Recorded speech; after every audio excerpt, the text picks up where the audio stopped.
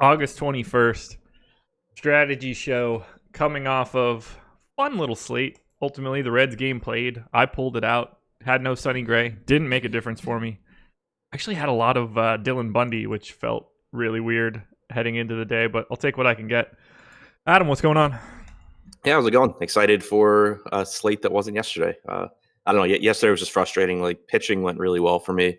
I did have Sonny Gray, although not as much as I anticipated, but had more Bundy than I anticipated.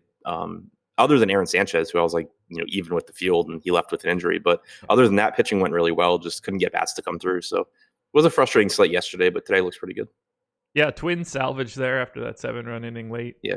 Certainly helped out. I got a Max Muncy dong, which is awesome. Spags and Randone both got double dongs, which is incredible. Rizzo and Freeman. Yeah.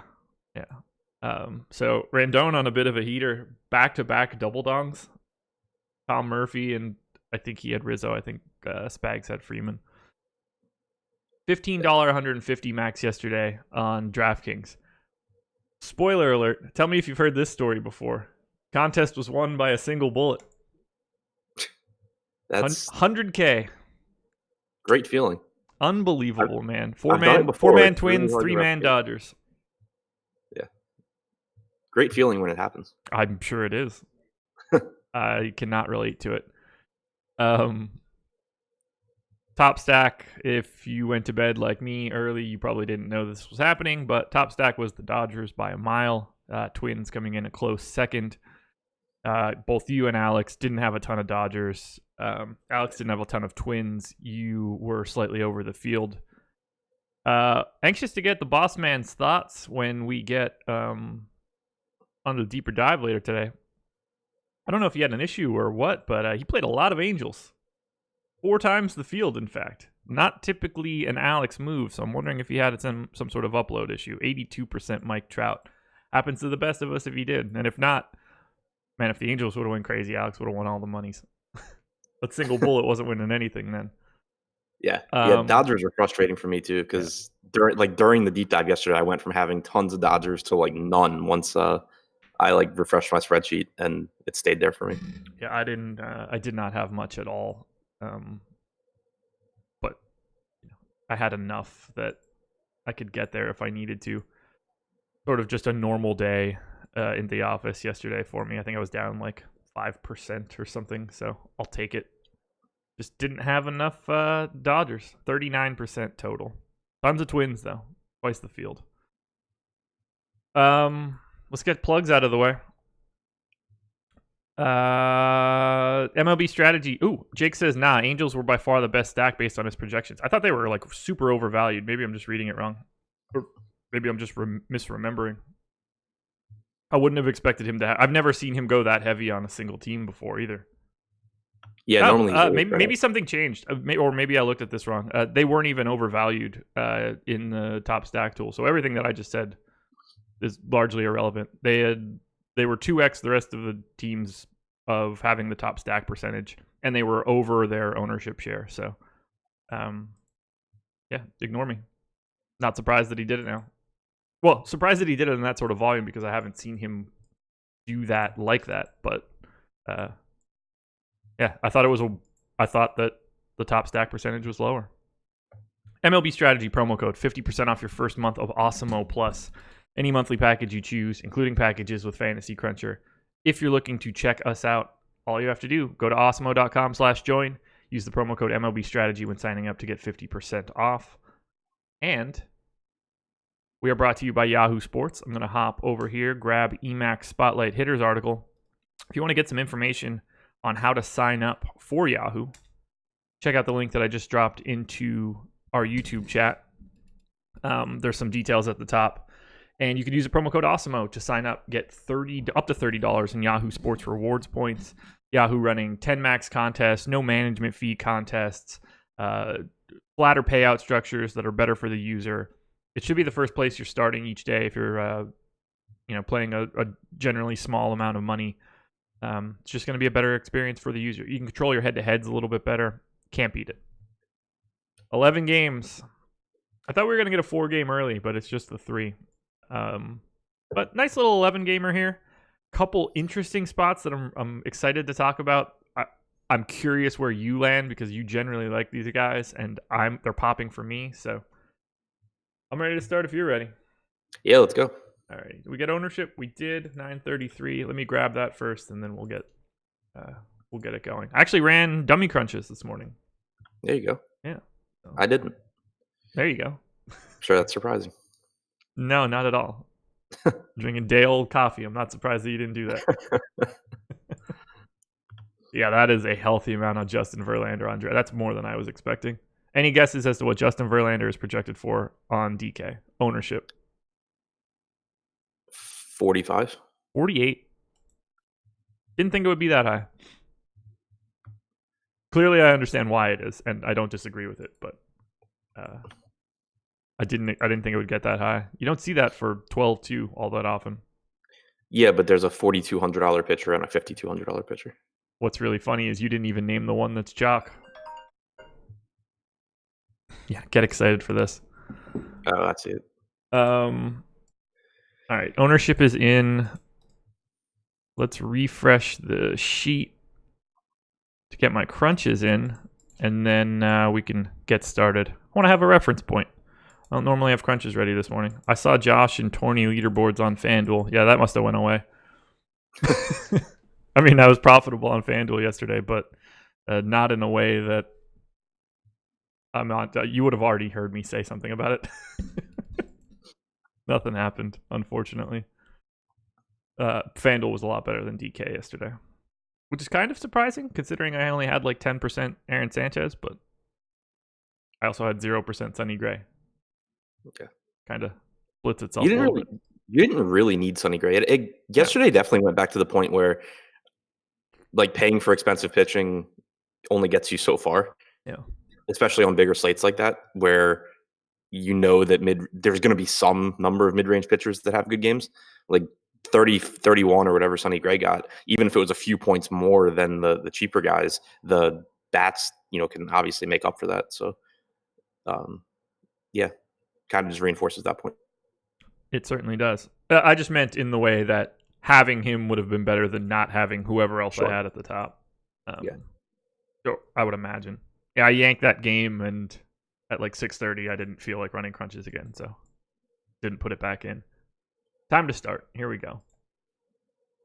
Rangers and Angels, which feels really weird to start with. Not normally getting Texas. Why is Texas playing at 7:05? I don't know. Is that real? I don't know. I assume so. Oh, Josh, I meant it was before the Dodgers explosion. That doesn't help me. That just makes me It was sad. what? Apparently, I was at the top of some things prior to the Dodgers going crazy. Oh, that sucks. Yeah. You could have gone without knowing that. Yep, exactly.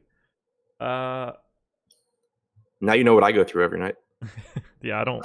What, being at the top and then falling? We got that. Somebody asked me yesterday, like, I feel like I'm always doing really well at the beginning, and then like I fade late. Like, any suggestions? I was like, yeah, play the late games. Yeah, I mean that's you joke, but that's one of those things that in basketball people swear is an actual viable strategy. Right. It's not. I mean, like, I guess it could be in theory if West Coast teams are like perpetually better plays. Well, I mean, yeah. There's the time of the day doesn't matter. Yeah, a couple of years ago it was a thing because the Western Conference just played faster than the Eastern. Now they all play fast, but no, but you need a guy in the late game because I always get passed by guys in the late game is like a thing that people think is real.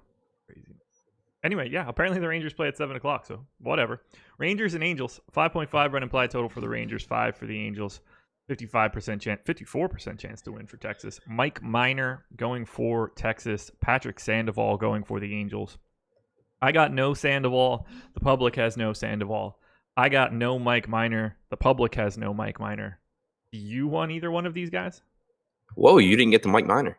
I mean, 5% on FanDuel, but that doesn't feel like the type of thing that I needed to say out loud. No, this isn't really a park where or hitting conditions, pitching conditions where I feel like I need to get to. For Patrick Sandoval, it's not the worst matchup in the world.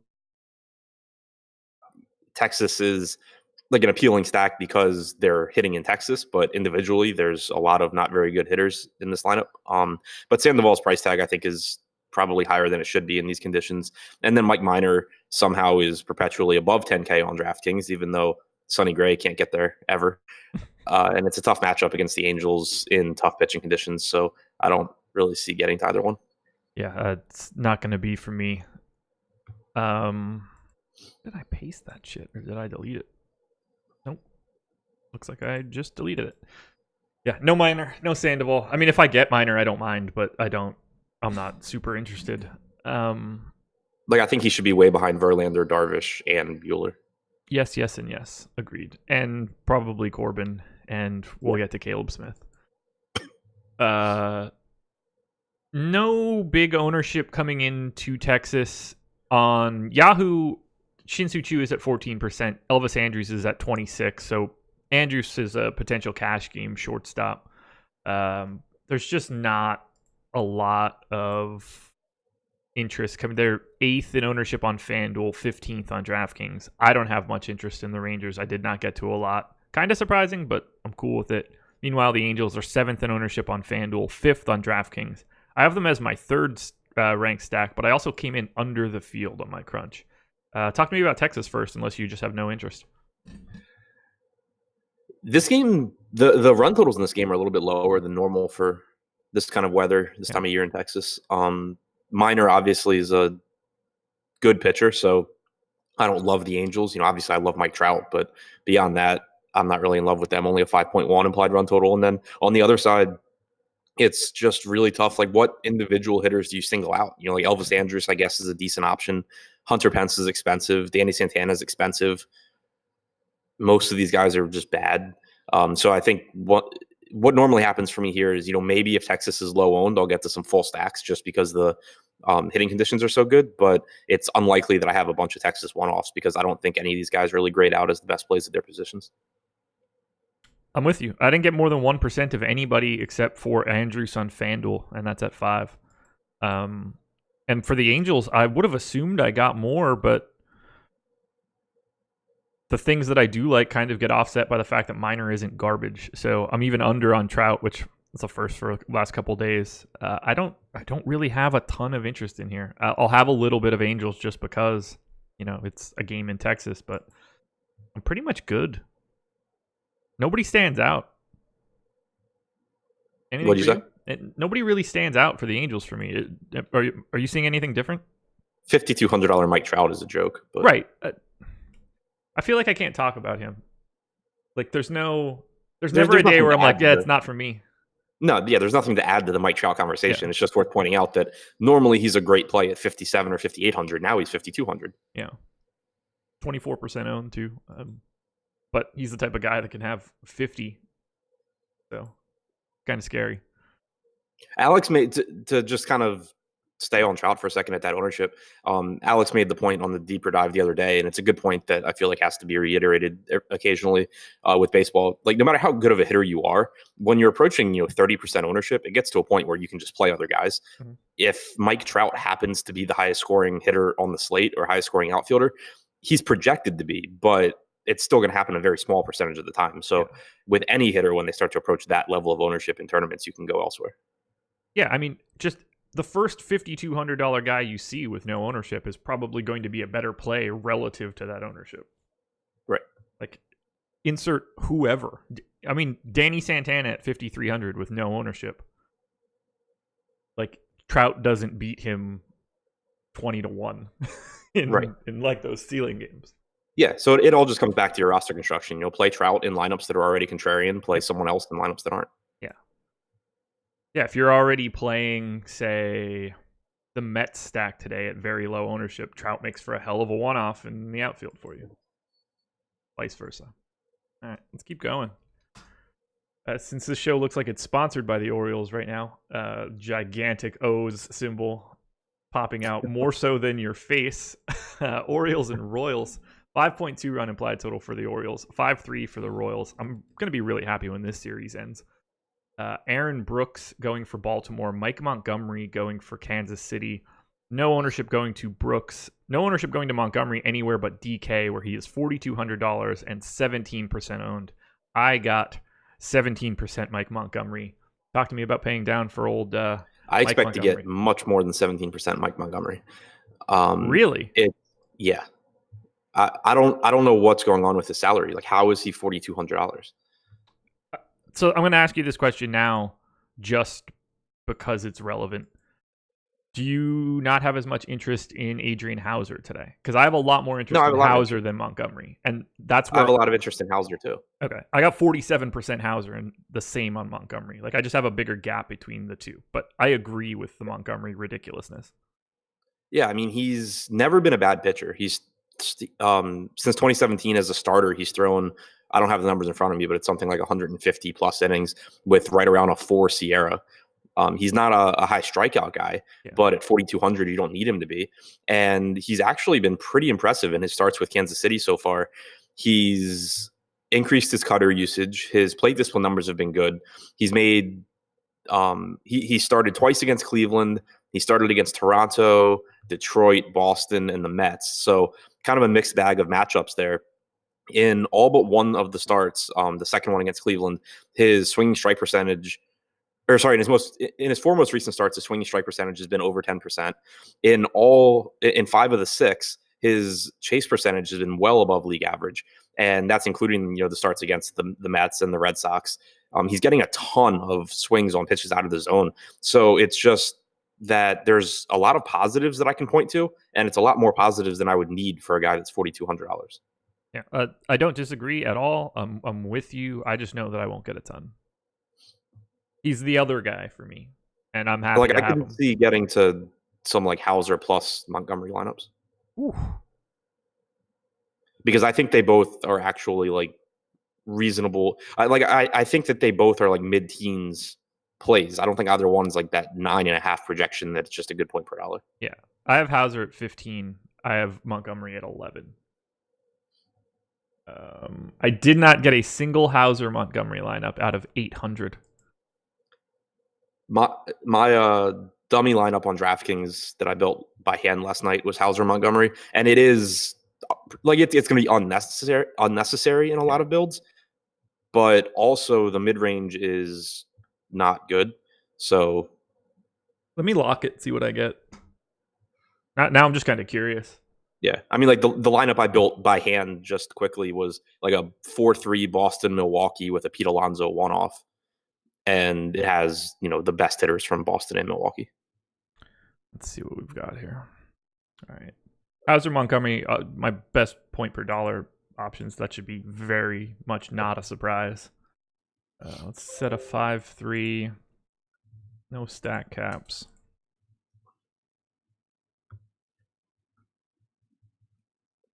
See what we get. I'll do it on screen for everybody. I think it's because normally I don't get the two. I don't do the two cheap SP2s or pitchers all that often. Yeah. But this slate I think is kind of conducive for it because when you look above Adrian Hauser at 5,200, Musgrove's getting some ownership, but I don't really see it. I'm not in love with any pitcher and I'm not in love with Tehran, but he's in a good spot at least. But from Tehran down to Hauser, I don't think there's a single pitcher that I like more than Hauser or Montgomery. It makes sense to me. So my highest projected lineup, just when I ran those 800, was 144.4. My highest projected lineup when I ran 50 Montgomery Hauser combos, got to 138.4. So that is a 6-point drop is not at all something that I find problematic, especially for this particular scenario. 5-man Dodgers, 3-man Red Sox. It left $1,900 on the table. My second best lineup with Hauser Montgomery left $2,800 on the table. Yeah, and got that's kind of what I was noticing. That's kind of what I was noticing when I made my lineup. Like I think that normally I don't run a lot of 4-3s, but I might make a point to do more of that tonight because I think that I'll be able to get some really good 4-3s with like great one-offs around them. I just switched it to 5-2 to see what happens. If I'm leaving that much salary, then I'm going to get like the nut play of whoever's expensive as that one-off, I would imagine. So If I resort this now, I would guess my top lineup is now projected higher than what it was. No, still Dodgers and Red Sox. The first 5-2-1 I got ended up with stop me if you don't expect this. Mike Trout was the one-off.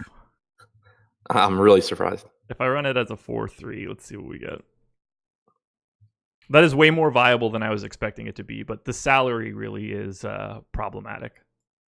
Yeah, I'm interested to see where I end up, just because, like I said, it's the problem that I think I'll probably run into is that I'll have like these mid-range guys projected for like a point more, but I don't think that they're really better. And so I'm interested to see kind of where I end up. Number 1, 4-3-1 lineup with Hauser Montgomery. $600 left on the table. So first of all, that's nice. 4-man Red Sox, Devers, Bogarts, Betts, JD. 3-man Braves, Freeman, Albies, Acuna. 1-off Gary Sanchez. I mean, that lineup is clearly loaded. Yeah. I mean, like the one that I built by hand is Betts, Martinez, Bogarts, Devers, Grandal, Moustakas, Yelich, Pete Alonso, 1-off. Yeah, you can get pretty squirrely with this. Had $2,000 left over with all of the nut Dodger bats: Harper, Dickerson, Real Muto, and Bogarts. Peterson, Muncy, Turner, Bellinger, Bogarts, Harper, Dickerson, Real Muto, Hauser, Montgomery, and 2K in your pocket. Roll that over to a different lineup so I could play 5,200 or 52,000 if I wanted to. No, look, I like Montgomery. I greatly prefer Hauser, and we'll get there. And I know that we both don't want Aaron Brooks. Correct. We do need to talk about this. FanDuel, number 1. DraftKings, number 3. The Kansas City Royals are chalk today. Yep. Yeah, I Not for mentioned that on the pod with Dan last night that would probably be the case. Because I was like, I really like Kansas City, except for they're going to be the team that everyone goes to so that they can fit Justin Verlander and good one-offs. And I don't need to be competing with 15% of the field playing Ryan O'Hearn and Maybris Viloria and Alex Gordon. So, I mean, that's the issue, obviously, but they are great cash plays. They're going to give you really highly projected lineups. Yeah, this is not for me. They rank 7th, so I understand why they're getting the love, but I got half the field on my dummy crunches, and that is exactly what I would want in that scenario. Yep. To just not be there. And a lot of the exposure that I got is going to be Kansas City small stacks and one-offs, which again is exactly where I want to be. So, unfortunately, the Orioles used their only competent reliever last night, so he probably won't be available today. Was it you? Hunter Harvey. Yeah. He's actually good. Have you seen him pitch yet? Not lately. No. Yeah. No. I mean, he debuted like last week, but wait. Who am I thinking of then? I don't know. Debuted for the Orioles or debuted? Major league debut. He was their first round pick like 4 or 5 years ago. Had arm injuries. Now when they promoted him to AAA, they moved him to the bullpen. So now they just have this guy coming in there throwing 100 miles an hour with nasty like breaking stuff. Maybe I just recognize the name from when he was drafted. Yeah, I mean he was first round pick. Brian Harvey's son. Okay, that might make some more sense to me then. But yeah, he's pretty nasty. But outside of that, they don't have anyone in the bullpen. Outside of Nunez, they don't have anybody really getting any ownership. Do you care about the Orioles today against Montgomery? Maybe if Montgomery were to get like tons of ownership, but that doesn't seem like it'll be the case. Andre Alberto's fine, Mancini's good, Nunez is good, VR's fine. Like it's the top of the order is not a cakewalk, and they're decent hitters, but they're also probably more expensive than they should be. Yeah. Is Hunter? Oh my God, I can't speak. Is Hunter Harvey going to be a starter? I don't think they're really sure because because they do so well with pitching prospects. That's why I'm curious. Yeah. But like because of his arm injuries and stuff, I think that they might just leave him in the pen. They interviewed him after last night's game, and they kind of asked him about it, and he was like, I'd really like to be a starter. He's like, but also being a closer and like following my dad's footsteps and like being able to just go out there and throw the ball 100 miles an hour and not have to think is pretty fun. I mean, having a career is probably the best answer. I would just want to maximize my earning potential. Right. And if it meant that I was going to be a starter and then get Tommy John and be out for 2 years, let me just fire a couple bullets and get to arbitration. I don't have anything else in Orioles Royals. I say fade Royals. At least don't go anywhere near the field. Pirates and Nats. 4-run implied total for the Pirates. 4.9 for the Nats. 59% chance to win for Washington.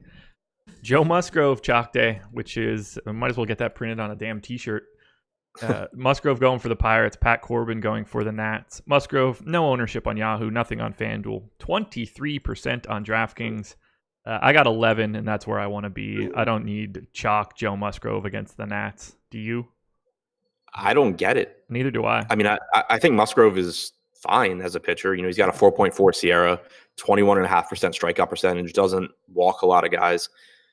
But this isn't a matchup that I really want to get to. The Nats really don't strike out a lot. You know, if you go through their lineup or through their projected lineup, Juan Soto this year, 20.6%, Rendon, 12.2, Trey Turner, 21.4, Eaton, 14.4. You know, Adams and Cabrera and Robles will strike out. Gomes gives you some strikeouts at the bottom, but the top part of this lineup is just not going to strike out. This is a great pitcher's park for run prevention. So, yeah, I mean, I don't know. I don't think at 5,900 it's a bad play, but I don't really know why he's more popular than Hauser or Montgomery. Neither do I. I hope it holds. Yeah. 23% Musgrove is outlandish.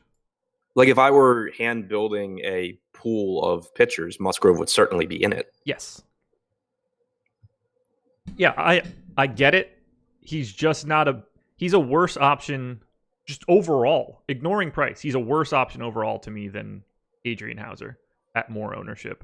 And taking salary into account, a worse option than Mike Montgomery. So I've already got two guys below his salary structure that I want, so it's just easier to not have Joe Musgrove. Talk to me about Corbin against the Pirates. Not getting any ownership outside of Yahoo for $48, but just kind of feels like a tough spot to want to go to. Yeah, it's really tough for me to get there because you do have Buehler and Verlander and Darvish on the slate that I like more. It's not a great matchup. The Pirates don't strike out a lot. You know, Corbin's a good pitcher, but it's not like he has better strikeout stuff than any of those guys around him. Yeah. And it's not like he's getting any sort of a discount.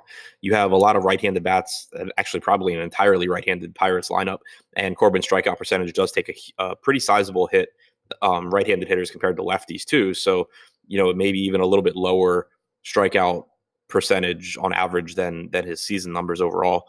I think it's just a pretty unappealing spot, and I doubt that I really get there. I said that about Strasburg yesterday, and I got more than I expected, but I still think that yesterday's slate just set up a little bit differently because you, in that price range, you really only had Strasburg and Gray. Yeah. And then it was like a big gap to the other guys. Whereas on this one, you have, you know, the kind of the same setup at the top, but more like really good cheap options. Should we be more interested in Pat Corbin for this reason? Pirates, active roster against lefties, and 81 weighted runs created plus, dead last in the league. Yeah, but you still need the strikeouts. Yeah, I was going to say also a very low strikeout rate. They're 23rd. ISO dead last. I'm more interested in him because he's not owned. I did not get any on my crunch. Would it shock me if he went like 8 scoreless today now? No. But it's just really hard to get to him over the ceiling of Verlander, Buehler, and Darvish. On a day where even Verlander in particular wasn't on this slate, I think Corbin could look so much more appealing as a pivot, but I don't see any scenario where Pat Corbin can reach the same heights as Justin Verlander today. Yeah, I mean, the problem for me is you're getting probably an entirely right-handed lineup. He has a 26.3% strikeout percentage against righties. He's pretty good, you know, 314 expected WOBA, 188 expected ISO. But the guys in this lineup don't strike out a lot. He's a good but not great strikeout pitcher. He's priced to where he should be. I just don't expect to get much. Yeah. I think that I can regret not having him. I'm not surprised that he doesn't show up in a projection model. Right. No ownership really going to the Pirates. Jose Ozuna and Pablo Reyes both at like 10% on FanDuel, mostly a pricing thing, unowned on DraftKings. Nats, essentially unowned, 15th on FanDuel, 17th on DraftKings. I didn't really get them. I feel like I should, but they're pretty pricey. Not Yeah, a they're great park expensive. either. I don't think they're going to project very well. I think that They the don't. argument in favor of them is just that they're good and Musgrove has ownership. Yeah. That's a spot where I wish I got a little bit more Nats. Yeah, I mean, if you look against right-handed pitching this year, Juan Soto has a 288 ISO, Rendon's at 283, Turner's at 211, Adams is at 279, Kendrick, if he's in the lineup like he should be but never is at 236. Eaton has a 115 WRC plus. There's Cabrera has a 186 ISO, Robles has a 189 ISO. There's a ton of power in this lineup. So they're always an appealing tournament stack to me because when they're not owned, and I don't expect them to be owned here because of Musgrove getting ownership and because they're really expensive. But that being said, it's also pretty tough to get to them. Yeah, I'm just not going to have much of this game. Like straight across the board. Yeah. Like I'll be, of all pieces in this game, the one that I would be the happiest if at 7:05 I look and say, oh, wow, I got a bunch of Nats. You broke up right there, but I think you were saying that you would be happy to get the Nats. Yeah, I was saying that of all pieces in this game, if I was surprised at 7:05 to get that I got more than I expected of any one piece of this game, it would be Nat stacks. Okay. The only part that cut out was it would be Nat stacks. So it was the full buildup and then just... Yeah. We're good. Now we can talk about teams that we're certainly going to be getting. Boston Red Sox, 6.4 run implied total. Phillies, 5.1, a 62% chance to win for Boston. Rick Porcello for the Red Sox. Drew Smiley for the Phillies. This one's going to be brutal. I actually didn't get to Porcello so far, so feeling great there. I got to a little bit of Drew Smiley at 4,600, and I had to cut his innings a little bit just to stop from getting him in like a staggering amount of lineups. I have been shitting on Drew Smiley since he came to Philly. And then today, in Boston against the Red Sox, was the day that he finally showed up. So that was really fun to see. I almost gave myself a heart attack this morning. Let's start with Porcello. None, correct? No. Okay, so I don't think I get to Porcello, but I guess you kind of have to point out like the pitchers around him. So looking on DraftKings, below Tehran at 8K, I probably Porcello over Sandoval. Porcello over Wagsback, probably comparable to Happ.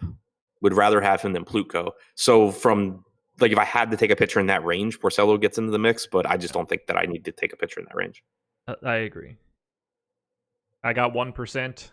Cool. Happy to not be on Rick Porcello today. Sure, he's going to spin a gem like an asshole. Drew Smiley? Nope. Oh, God. I have 11% right now.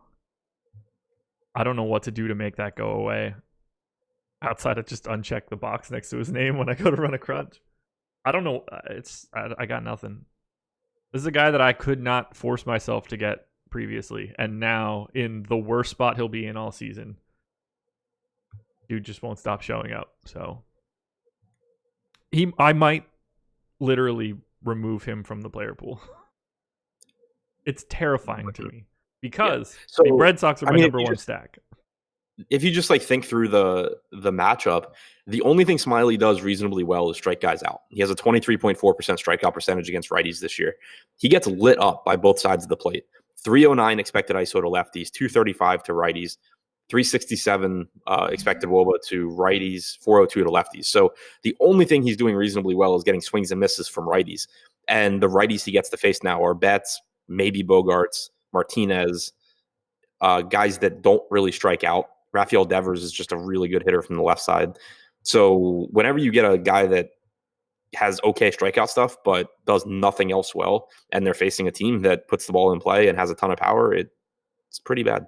Yeah. I mean, to be fair, the bottom of the order is not great. Sam Travis, Chris Owings, Sandy Leone, you're not worried about any bit of that. Travis is fine. The rest of them suck. I mean, fine relatively to... I mean, he's terrible compared to the 5 guys above him. And then, Jackie Bradley, lefty, not a concern of mine. So, like, in a way, I understand that it's not like a top to bottom terrifying Red Sox lineup, but 6.4 run implied total, highest on the slate. I will feel a lot better just removing Drew Smyly's stupid name from my list. Yeah.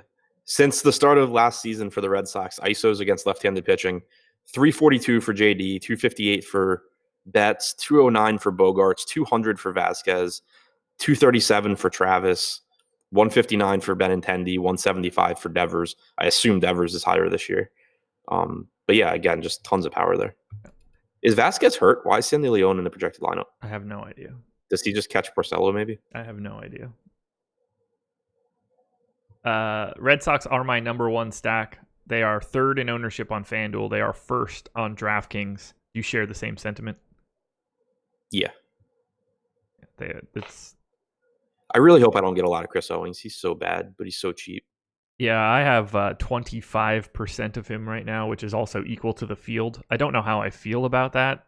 It's the same sort of feeling I got with who was it? Max Stassi, Trent Gresham, one of those guys. It just, when you combine him, it's a stupid price, and when you start combining him with another player, if you want to roster Rafael Devers and Owings, it's like getting two separate $4,000 players at a projection of 12.5, and that's just massive. Yeah, the problem that I'll probably run into, and I ran into it last time, and I kind of felt embarrassed with how much Owings I had. But the problem is that if the Red Sox weren't one of my top stacks, I wouldn't get a lot of Owings, even though he's a good value, just because he's highly owned and he's not good, and I end up not getting those guys. But when the Red Sox are one of my highest owned stacks, he's going to be in there because he's a really, really good value. He's the most efficient way to build those stacks. It's right. Fucking brutal. I'm hoping that maybe I can just get some Montgomery plus Hauser lineups and not have Chris Owings. Yeah, you'll certainly have the money left over. Yeah. Favorite Red Sox? JD. Same. Phillies bats. They are fourth in ownership on FanDuel. 35% of that ownership going to Logan Morrison at 2,100. They are ninth on DraftKings because Logan Morrison is not getting that ridiculous ownership. So the Phillies aren't really a popular stack. It's mostly just Logan Morrison on FanDuel. I like them more than the public is showing. What do you think of the Phils? Yeah, I think I like him more than the field too. Porcello just really isn't good. Gives up power to both sides of the plate, and the Phillies have plenty of it. The park plays up right-handed power in particular, so that's good for Hoskins, Real Muto, Segura. Harper obviously is just good. Dickerson has power. It's another lineup that kind of just dies after you get through the top five, but I think that maybe mini stacks or just some stacks of those top five or top four with one other guy mixed in are pretty appealing against the guy that gives up as much power as Porcello. Favorite bat, Hoskins? Yeah, at his price, yeah. Price is just crazy.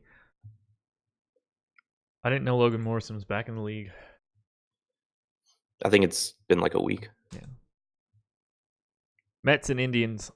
4.9 run implied total for the Mets. 4.1 for the Indians. 58% chance to win for New York. Marcus Stroman for the Mets. Adam Plutko for the Indians. Nobody really getting any ownership here from a pitching perspective, except for Stroman on Yahoo is at 18%, where he is $34. Sure. I don't really understand why it's happening. I'd rather have Hauser below him. Not really I'd rather have Mike Montgomery below him, probably. Just from an upside perspective. Do you want any pitching?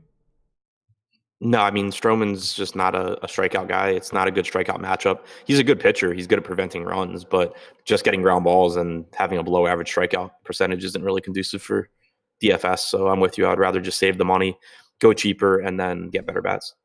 I need you to talk to me here. I have a massive amount of the Mets right now. How do you feel about the Mets as a stack? I like them, especially if they're not getting ownership. Adam Plutko, not a particularly good pitcher. He doesn't strike out a lot of guys, gives up power. Since last season, 21.2% strikeout percentage to righties, 11.6 to lefties, 219 expected ISO to righties, 230 to lefties. And this Mets lineup is quietly pretty good. Not a lot of strikeouts in it, which while that doesn't matter, it does kind of increase your chances of getting your ceiling, I guess. guys are putting the ball in play and they have power, and the pitcher isn't good at limiting power. So Alonso, Conforto, Ramos, JD Davis, these guys all have power. Ahmed Rosario is hitting better this season. He's another sub 20% or right around 20% strikeout guy. Joe Panic doesn't really have power, but probably hitting second, so he's a decent value. But I really like Alonso, really like Conforto, really like Ramos. You named 3 guys that I have 20% or more of right now. I have just massive amounts of the Mets. Looks like they're going to be my most owned team over the field today. Not mad about it. Pleco isn't good, so I'm cool with it. Indians bats, no ownership, and I'm not getting to them. No, I don't think I'll get to it. I don't like really targeting against Stroman, so. All right. I think we're going to have a lot to talk about here. Braves and Marlins. 5.4 run implied total for the Braves, 4.1 for the Marlins, 64% chance to win for Atlanta. Julio Teheran going for the Braves. Caleb Smith going for the Marlins. Teheran 21% owned on Yahoo, 9 on FanDuel, 19 on DK. So about 20% on the 2 pitcher sites. How do you feel about it? Because it makes perfect sense to me. I think it makes a ton of sense. I think that he's, especially because the mid-range on this slate is so weak, he stands out as the top guy in that range. The question I have is how much I'll get to, because while the matchup is great, Teheran certainly isn't. No. He's not a great strikeout guy, and he's getting ownership. So it's not like, I'm getting a huge edge on the field by having Teheran in lineups. But from a roster construction standpoint, on the 2 pitcher sites, it seems like I would get a lot more, a higher ceiling in my lineups by either going like a Verlander or a Darvish at SP1 paired with like a Hauser or a Montgomery, or by just punting both pitcher positions and having all the bats. Like, I think both of those builds give me a higher ceiling than, Verlander plus Teheran.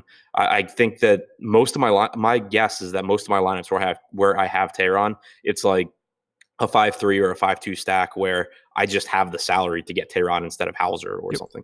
I'm with you. He's going to have a raw point projection just slightly higher, and if the money opens up, it's just going to go there. I match the field right now, and I'd be surprised if I didn't do the same thing, just because he's on an island right with his price. No ownership at all going to Caleb Smith. It's clearly a terrifying matchup for him. Do you have any interest at all? Not really. It's a really tough spot. The Braves don't have a ton of strikeouts in their lineup. They do have some, but it's also outside of Miami. And Smith strikes guys out, but he also struggles with power. And pitching in Miami really helps to mitigate that. Pitching in Atlanta is not going to have that effect. So, facing guys like Acuna and Albies and Donaldson, who since last year have 286, 247, 247 ISO against lefties, respectively. Freeman's at 214. If Culberson isn't in the lineup, he's at 196. Flowers has a 108 WRC plus. Adam Duvall has a 208 ISO. There's a lot of power in this lineup, and he's still pretty expensive. He's close in price to Yu Darvish. He doesn't go super deep into games either. So I just think that there's a lot more downside than upside at this price tag in this matchup. Yeah, I didn't get to him at all because of Verlander, Buehler, and Darvish. I wouldn't be surprised if he keeps the ball in the yard, he's probably having a decent game because he's got the strikeout stuff to mow down anybody. It's just a terrifying spot. On a different day, I would be interested in getting there. I won't be getting there today because of the price. He's also just really inefficient with kind of the tiebreaker from me is that he's really inefficient with his pitches because, he strikes out 29%, but he also walks almost 9%. So that's a lot of deep counts. And it's why you see, if you just go back and look at game logs, pretty frequently he's throwing 95 to 105 pitches, but 5 innings, 4 2/3, 5 innings, a couple of 7-inning starts, 5, 6, 6, 5, 5. Just a lot of 5-inning outings for a guy at this price tag because he wastes so many pitches. Braves bats, 2nd in ownership on FanDuel, 4th on DraftKings. Do you want the Braves bats against Caleb Smith? Because I don't. I do, but not really at that ownership. I think that Albies and Donaldson individually and Duvall are really good plays. Their DraftKings pricing is really affordable too. Acuna is down to 5,300. No one else on the team is above 4,800. So I do like the Braves a lot because you get a pitcher in Smith that gives up power. You get a really bad bullpen behind him. I think a lot will just come down to exactly how highly owned the guys on Atlanta are projected to be. 4 guys in double figures. Freddie Freeman at 9. Nobody really crazy. They've got a little bit more love on FanDuel. Yeah, like I have them as my 9th ranked stack. I'm actually equal to the field on FanDuel in the aggregate, but it's kind of like split on dudes. I've got a lot more Albies than the public, but less of like Charlie Culberson. And on DK, I have half the field, mostly just half of Acuna and half of Tyler Flowers. I don't really want to target Caleb Smith, although it wouldn't shock me at all if they go bombs over Baghdad on them. So DraftKings is probably the best site to roster them on, right? Because they have more ownership on FanDuel, and on Yahoo they're relatively more expensive with 4 guys over $20 or higher. So I would think DraftKings is probably the site. They're better values than Yahoo, but they're lower owned than FanDuel. So it's weird. Like on FanDuel, Freeman's at 4% ownership. He's at 9 on DraftKings, which really isn't a difference when push comes to shove, but like getting Freeman into a stack on FanDuel is going to make you relatively unique if you're grabbing the Braves, I guess. I don't know. I don't know what to do here. I don't think they should be the 2nd most owned team on FanDuel, and I don't think that they should be the 4th most owned team on DraftKings, and I hope to be under the field, but it will be the one that gives me the most like scaries throughout the slate. Sure. Marlins bats 5th in ownership on FanDuel, pretty much just Diaz. Same story on DK. You want any Marlins against Tehran? Not really. Brian Anderson's a decent play, but the problem is that he's a third baseman outfielder, and there's just so many of those. Yeah, I got a couple shares here and there. I actually got a stupid amount of the Marlins on FanDuel, mostly because of Diaz, so I'm going to have to tweak the dial a little bit. It's kind of appealing because they are outside of Miami. They're facing a popular pitcher who's not very good, and you can stack Miami and probably get like Verlander plus Darvish or something. Yeah. But it's still Miami. Agreed. Perfect time for everybody to hit the like button, subscribe to the channel, hit the notification bell, all of the good things that we ask you to do on every show. Today, Awesemo's projections are free, so if you want to head to awesemo.com, you can check out Alex's projections once they're posted. They're not up yet, but they will be soon. 1, 2, 3, 4, 5 to go. Cardinals and Brewers, 4.3 run implied total for the Cardinals, 4-2 for the Brewers. Coin flip game. Adam Wainwright versus Adrian Hauser. I've touched on it already. No ownership going to Wainwright. No ownership going to Hauser anywhere except for DK. 16%. I have 47. I would like that to stay in the 40s. Cardinals have not been great against righties, even this active roster. I like Hauser. I'm in for whatever Hauser I can get. How do you feel? Yeah, right there too. Overall this year, he has about a 24.5% strikeout percentage. As a starter, he's at 22.7%. Gets a lot of ground balls though, and to me, that's valuable at his price tag because he's got good enough strikeout stuff where he's going to get you some strikeouts. But the ground ball percentage makes it more likely that he's going to be able to get a little bit deeper in the games, get quick outs, and be efficient. So it just gives him a better chance at preventing runs in addition to picking up his strikeouts. So I think that is valuable at a salary where innings pitched really help. Man, 47% is going to be awful when he gets bombed. Now he's outside of I think he'll be the guy that I think is either most owned or just behind Verlander. Yeah. He'll be one of them. He's not a bad pitcher at all. No. I'm in for it. Any Wainwright? I wish he was a little bit less expensive because he's pretty decent, but it's also a scary Milwaukee lineup.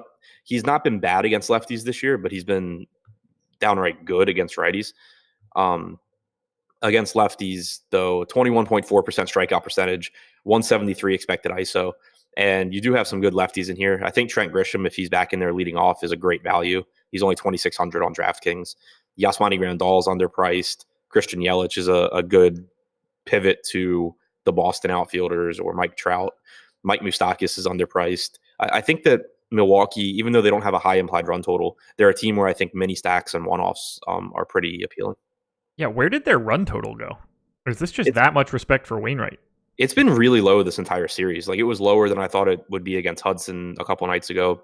It was lower against Waka last night than I expected. And both nights it's been correct. Well, As far Grisham at 23% ownership on DK. Nobody else is really getting any ownership. I didn't get much, but I probably have the same as the field, ignoring like as a stack percentage. I think Grisham's actually like a good value play as opposed to Chris Owings, who just sucks. He's leading off. Yeah, he's leading off. He's projects to be a decent enough hitter. He's, I think, just like mispriced, whereas Chris Owings is where Chris Owings should be. Yep. Yeah, I agree. I don't mind those, underpriced, not that awesome, but like functional leadoff hitters because the opportunities are just there, especially for Milwaukee on the road where you're getting that ninth inning at bats too. Any Cardinals bats for you? I don't have any. I don't think so. It's just pretty tough to get there. Only a 4.4 implied run total. Not a ton that I love in the lineup. Goldschmidt's still too cheap. Him and Carpenter are probably the two that I'd be most likely to get to. I guess Yachty's really cheap too, but I don't think I'll get to a lot of the Cardinals. Same. Cubs and Giants. 5 point. Actually, I don't know if this is true. This line didn't exist. Still doesn't. Really? Wind was blowing in pretty dramatically. So make sure that I still don't see. No, there's a line here. It's 9. I have it at 9. God, I'm such a fucking genius. Cubs and Giants. 5.3 run implied total for the Cubs. 3.7 for the Giants. 66% chance to win for Chicago. Yu Darvish going for the Cubbies. Derek Rodriguez. I really hate the way that he spells Derek. I'll never spell that right out of the gate. Going for the Giants. No ownership going to Rodriguez. Darvish, chalky. 26% owned on Yahoo, 12 on FanDuel, 22 on DK. I wrote up Yu Darvish. I expected to like Yu Darvish a lot and see him come up in my lineups. I got to less than half of the field, 8%. A lot of that has to do with the fact that I'm just overloading on Adrian Hauser and Darvish becomes less necessary. What do you want to do with Yu Darvish here against the Giants in what looks like a pretty nice situation? I don't know how it'll go roster construction wise, which is kind of what you just alluded to, but I really like Darvish. Yeah. He's fixed whatever mechanical issues he was having earlier in the season. I don't remember the exact numbers. I'm trying to pull it up now, but it was something like in his first 13 starts, he had a double-digit walk percentage in I think 10 of them. And then in 11 or 12 starts since then, he hasn't done it once. He hasn't walked a single batter in his last 4 starts, but the strikeouts are still there. So he's figured out whatever the problem was. He's still getting his strikeouts. He's just not walking guys and putting extra guys on base. And then now you get a Giant doesn't strike out a ton, but also doesn't have good hitters in it. And the wind is, if anything, blowing in Wrigley. 3.6 implied run total. You cut out a little bit at the end, but we all got the message. June 5th was the last time that Darvish made a start where his walk rate for the start was in double digits. It's been zeros and single digits since then. Been a very different pitcher in that time with 40% K rates regularly. He made a very, very distinct change somewhere, somehow. See if the graphic, dude, see if the heat maps and shit say anything. Nope, that's not what I wanted. Spray charts? No. Don't they have like rolling stat charts? Graphs. That's the one I'm looking for. God, I'm a moron. I went from being a genius to being a moron in the same game.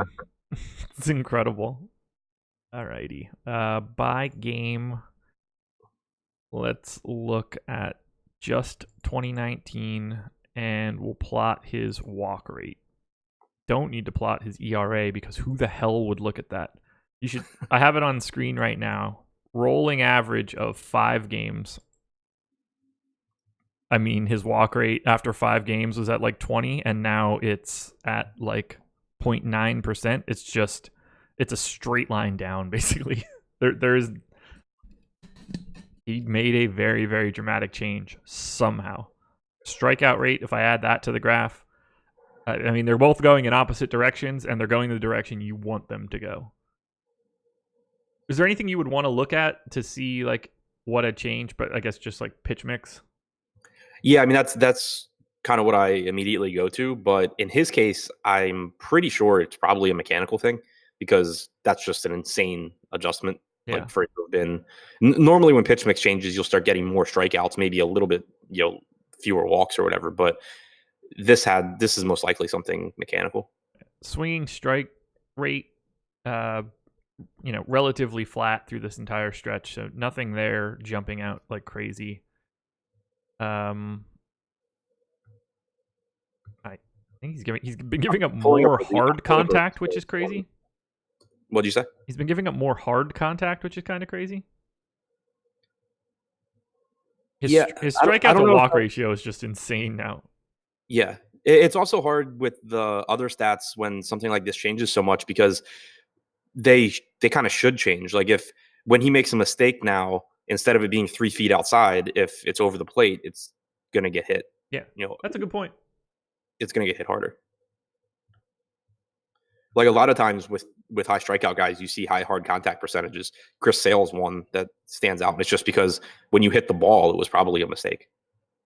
So what is the popular Darvish stack? Darvish Tehran or Darvish Musgrove? Probably like Darvish. I could see Darvish Tehran because that's 18K. Yeah. That leaves you, around 4K. I don't get the sense that I'm going to get there. I'm really interested to see how my roster constructions turn out. I know exactly what pitchers I really like. I just don't know how much I'll get to each pricing tier. Yeah, this is one where I think Darvish is a fantastic play, yet not necessarily a guy that I'm going to use because of where his price is. Right. Like I can go through, if I just like pull up the pitcher sheet, I can go through and tell you like 7 pitchers that I would be very comfortable if they were my only 7 pitchers owned. It's just a matter of how much am I going to get to each one. Yeah. We're on the same page there. Yeah, I only got 8%. We haven't projected for 22. That is not something that will make me feel comfortable because I think he's a better play than what I'm getting. Yeah. I'd be more likely to get to Darvish in a hand build. With release point either. Darvish in any of my top couple lineups. No, where does he show up first? 15. My 15th lineup is the first Darvish lineup, and then it's 36th. So not going to be there for me. No ownership coming into the Giants. I can't imagine anybody would want them. Cubs, 12th on FanDuel, 8th on DraftKings. I don't really have much Cubs either. Do you want to get to anything from Chicago? They're pretty appealing if they're going to be low owned. Their salaries are affordable. It's a park downgrade for Rodriguez. It doesn't seem like the wind's blowing in enough to really matter. It's just not blowing out. And Rodriguez isn't really very good. So I don't think that Chicago is like my favorite projected spot by any means, but they're definitely a team where if they're not going to get ownership, I'm interested. Yeah, I've doubled the field on Rizzo. Basically, everything else is just with the Cubs, so I'm fine with that. If I get to Schwarber, Rizzo, I mean, if I get to any of these guys, I'm never mad. Yeah, I think that there's just pretty strong values. Schwarber, Rizzo, Castellanos in particular. Yeah. Do you have a favorite bat? Rizzo. Me too. Alrighty. Astros and Tigers. This is the biggie. 5.8 run implied total for the Astros, 2.7 for the Tigers. I don't think I've ever said this before. That's an 80% chance to win for Houston. I don't know if the line... Someone tagged me in Slack last night and said this is like the biggest MLB moneyline favorite. You cut out at favorite.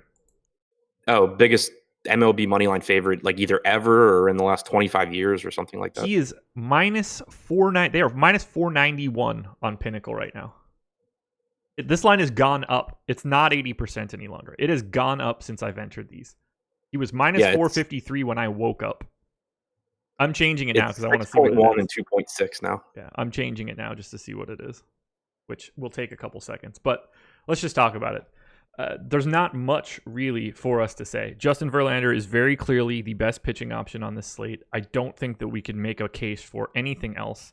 I will be playing him. He is chalky, and he legitimately can break the slate. That's how bad the Tigers are. Yeah, so I agree with all of that. Obviously, he's the number one pitcher. He's number one projected by a mile. Dan and I talked about the price tag on the early bird, and Dan, saying that he thought that 12K was even too low for this matchup on DraftKings. And I agree. Like, he could be 13K, 13.4, and he'd still be a a good play here. The counterpoint is that once you get to like 12K, outside of throwing a complete game shutout with like 12 strikeouts, there's only so much you can do to really blow that salary away. Like if he gets 35 raw points, that obviously really, really helps your lineup. And chances are there's going to be enough value elsewhere on the slate that you can make, that you're going to get your points from. You don't have to have, really expensive guys. But 12K does at least make the roster somewhat difficult to make. DraftKings, that's less of an issue since you have Montgomery and Hauser and Musgrove. But yeah, I think he's expensive enough where you at least have to pay attention to it, but there's still excess value at 12K. Verlander against the Tigers really cannot get any better.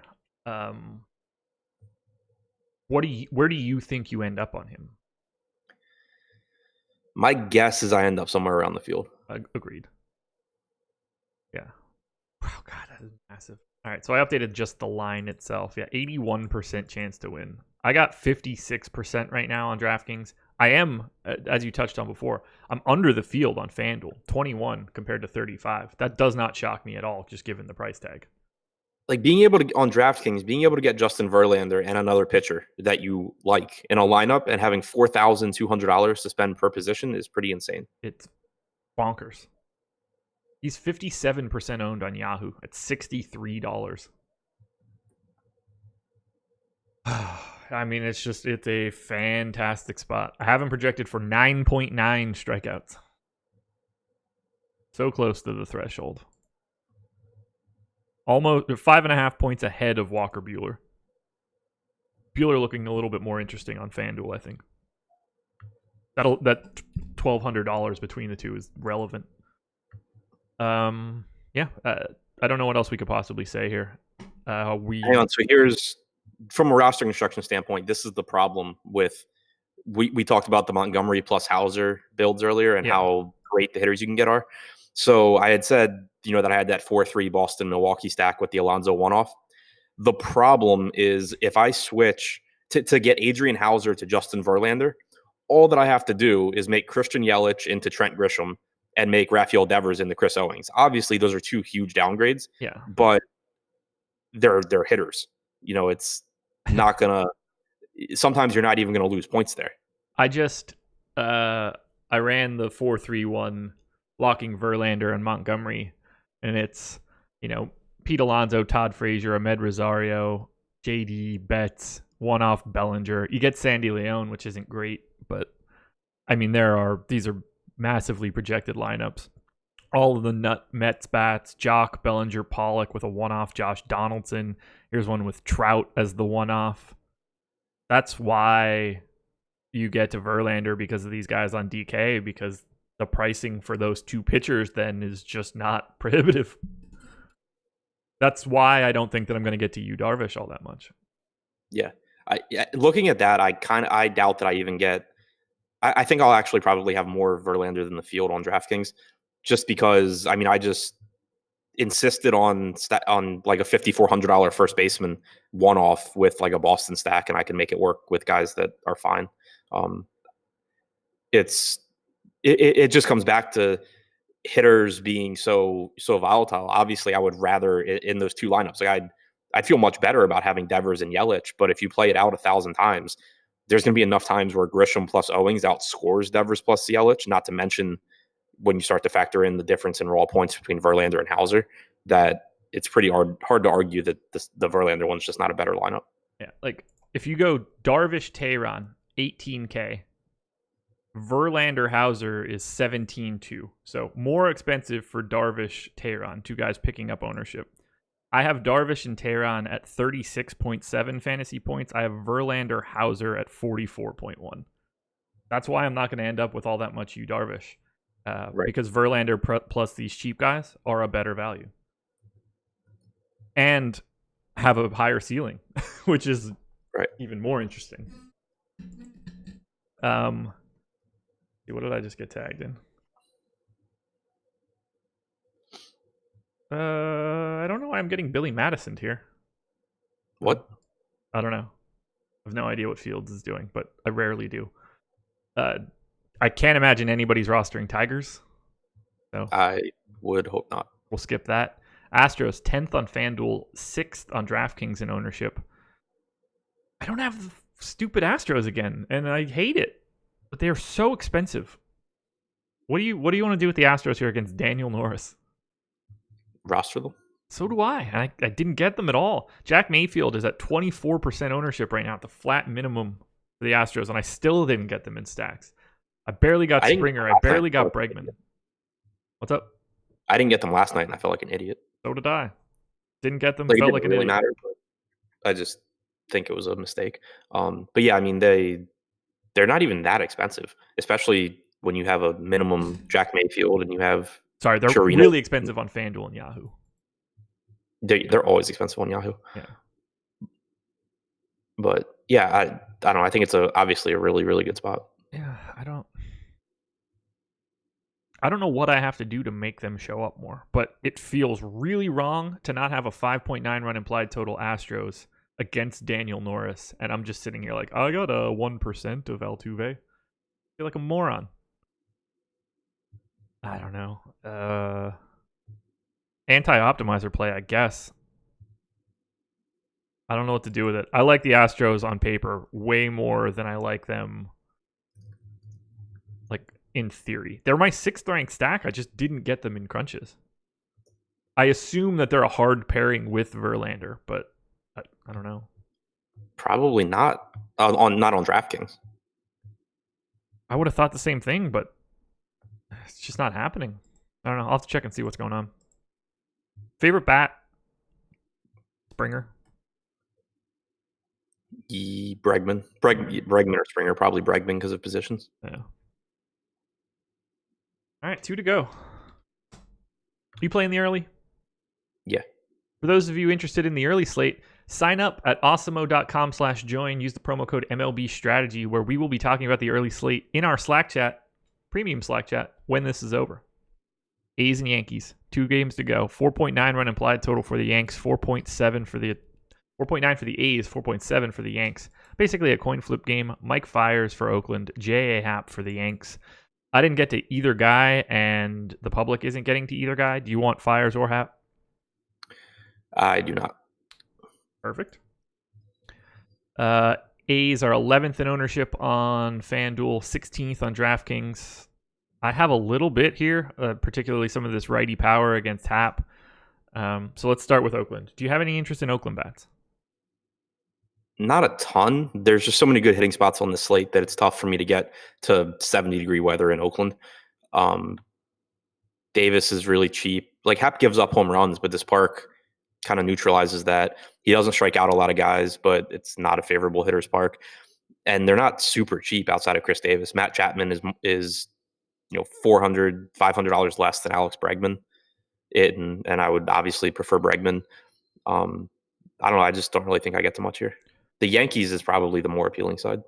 So on DK, Oakland has 2.4% aggregate ownership. I got to 6.4%. So it's a lot of like 7, 8, 9% owned guys. I don't hate it just because of some of the righty power that they have up against Happ. Like I can see the scenario where I get 3 separate 2-run home run alerts from Oakland and then Happ is not in the game any longer. Just feels like a bit of a stretch in this ballpark. Yeah, there are so many good home run spots on the slate that even though in a vacuum, taking some of these right-handed power bats against Happ is a good home run spot, I just don't think that it's as good a spot as a lot of others. Yeah, that makes sense to me. Like they're my 10th overall team. They're kind of like the lowest ranked team that I'm getting to that isn't getting ownership from the public. They're like my floor team, basically. Yankees, 20th in ownership on FanDuel, 10th on DraftKings. A lot of that is just the preposterously priced Aaron Judge. I have them ranked 8th. What do you want to do with the Yanks here against Mike Fiers? I don't think I'll play a ton, but getting to a few Yankee stacks or getting some one-offs just because of their pricing. Gary Sanchez, for the amount of power he has at catcher, is cheap. Aaron Judge is really, really cheap. The park is terrible, like I said, but unlike the Athletics, the Yankees are priced down for it. And Mike Fiers does give up power, particularly to right-handed hitters. So I think that on those two in particular, you're just getting some pretty nice upside per dollar. I hope I get Sanchez as one-off catcher. I hope I get Didi Gregorius as a one-off shortstop. I don't get the sense that I'll get a ton of Yankees. I would rather have the A's than the Yankees as a stack. I would rather get to individual Yankee bats. I think I'd rather have the Yankees as both. Okay. I have a similar amount of both teams. I think they're both kind of going a little under-owned. Do you have a favorite bat in the game? Sanchez. It's Judge for me, but I don't know what's going on with that dude. Him and Chris Davis homered have a yesterday. powwow. Did he really? Yeah. Maybe he's snapping out of it. Final game, the late night hammer, Dodgers and Blue Jays, 6.2 run implied total for LA, 3.8 for the Jays. I guessed this. I don't know if that's even true any longer since it does have a game or a line. Seems about right to me. Total I gave it was 10. It is 8.5. What? How is the total of this game 8.5? Because Walker Buehler is pitching for one of the teams. Yeah, but apparently the Blue Jays, from what I've seen, the Blue Jays are going with Jacob Wags back, so I would have expected. Well, yeah, but 8.5 is low, man. 8.5 is low. I mean, the 5.5 for the Dodgers is pretty reasonable. It's true. I updated to 8.5, so we'll see where this ends up. It's going to take a couple seconds, but let's talk about Walker Buehler. He is the, in theory, the salary pivot to Justin Verlander, but I just want to have Walker Buehler in this spot too. He's just, I don't want to say that he's like 1B to Verlander because that is not the case, but he's a firm 2. Yeah, I think that it depends on site. On Yahoo, he's $51 and Verlander's $63. You're getting extra bats by switching, by pivoting there. Yeah. On FanDuel, Verlander's 12-2 and Buehler's 11. So again, you're able to get an extra bat or two into your lineup in addition to getting the second best pitcher on the slate. On DraftKings, though, I'm much less interested in Buehler. I still think he's the number 2 pitcher, obviously in projection, but he's only $600 less expensive than Verlander. So he's not making a big difference in the quality of the bats that you can get. And right now we have Verlander at 48% ownership and Buehler at 29. So it's not like you're getting a really big swing. It's not like if Buehler beats Verlander, you're kind of just on an island by yourself and chasing the top spot in the tournament. You're still competing with a third of the field. So unless, like, if we were to get an ownership projection and suddenly Verlander's 65 and Buehler's like 15, then I start to get more interested on DraftKings. But right now, I would rather just have all of the Verlander. So I have 60% Verlander on DK, 26% Buehler on DK. I think I'm okay with that. I mean, Buehler is relatively close to the field. I don't know what else to do just because I think that it's a really great spot for Walker Buehler. I want to have both of them. I'm happy to have 86% of my pitching exposure go to both of those guys. Yeah, I don't know. With the ownership on DraftKings how it is right now, I would just rather have Verlander. Not out of the realm of possibility that I end up with essentially 4 people today. Just every combination of Verlander, Buehler, Hauser, Montgomery. I'm considering really narrowing my pitcher pool. Like normally I don't take guys out. If I do, it's pitchers. Right. But it's just this slate to me. Obviously, chances are there's 1 or 2 pitchers that'll have really good games that I'm not anticipating. But it's just like there's clear plays in every price range for me. And I don't even know that I really want exposure to the other guys. Like, I think I'd be happy just playing my guys and getting as many different bats around them as I can. 75% of my total pitching exposure is in Verlander, Buehler, Hauser, and Montgomery right now. Yeah. I might not even have to pull people out. The shit's just happening on its own. Honestly, the only guy that I would really look to pull out of here is Musgrove. I mean, I would. He's one of the guys I would leave in, but I would expect to get less of him than Hauser or Montgomery. But I just mean, like, I would rather just have Hauser and Montgomery. I don't mind getting to Tehran in the middle because that feels like a different construction by having that guy in like the center of it all to change up the degree of the salary that's coming in. Whereas Musgrove is just sort of like an alternative to Hauser. If I'm going to have 100, I'm going to have 75% of most of these goons. If I went into this slate having zero exposure to any pitcher on DraftKings except for Verlander, Bueller, Darvish, Tehran, Musgrove, Hauser, or Montgomery, I would be perfectly fine. Yep, I agree. I mean, right now, if we want to, you added Musgrove. That's 185 of my 200%. The names that you just mentioned. Only guy that I have greater than 2% after that is stupid ass Drew Smiley at 9. I'm comfortable lopping that one right off. I will almost have to uncheck that dude. Any Jacob Wags pack against the Dodgers? No. Yeah, clearly. Dodgers are 6th in ownership on FanDuel. That is essentially just Jock Peterson at 20%. They are 2nd on DK. Much more reasonable there. 17 going to Jock, 17 to Muncy, 14 to Bellinger, 11 to Will Smith. How do you feel about the Dodgers against Wags back? I like the Dodgers, obviously. I think it's one of the better spots on the slate. Wags back's nothing special. Hitting conditions aren't great, but they're not terrible. Like, I think I would put them behind the Astros. I'd put them behind the Red Sox in terms of probability of like teams that I like the most. And then I think it would come down to ownership between them and teams like the Mets, the Cubs, the Braves. Yeah, I have them as my number 5 stack. I got to slightly more than the field, actually, on DK, 12% in the aggregate. So much of that is Jock Peterson at 3,900 with dual eligibility. Same sort of story on FanDuel, but I am double the field. If I'm going to be double the field on a team, I'll never care that it's the Dodgers. There's just too much power in this lineup. To have double the field of Matt Beattie and Corey Seager, I'm working from bottom to top, clearly. Bellinger at 3x the field. Justin Turner, 2% owned on FanDuel. I have 17%. I love getting that much of the Dodgers. I'll feel a lot better, but I feel like I'm coming in a day late. Yeah.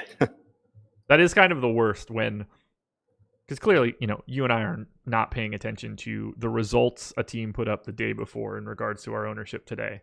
But I do hate the feeling of getting a team that smashed the day before and having them be like 2x the field. I just feel like they're not going to put up 14 runs again today. Yeah, like, it's obviously not a real thing, but it still doesn't feel good. Yeah, it's like stepping up to a roulette game and being like, oh, 5 straight reds. Can't bet on red here. It has no meaning whatsoever, but it's still like a real big mental block. Favorite Dodgers bet? It's pretty much always Bellinger. It's pretty much always Jock. For me, at least. Yeah. $12 on Yahoo for Jock Peterson. What are they doing? Give me a break. Any Blue Jays bats for you? No. They're cheap. It's right. Vlad at 3,500. That's a ton of power for $3,500. I just don't really think that you need it. You're getting too cute trying to go to the Jays here. So today the Blue Jays will break and put up 15 because that's how this works. I don't have anything else. So quick preview for the rest of the day. Deeper dive, Spags, Adam, and Laffy coming up at 5 o'clock today. Myself and Jake will be on live before lock from 6 to 7.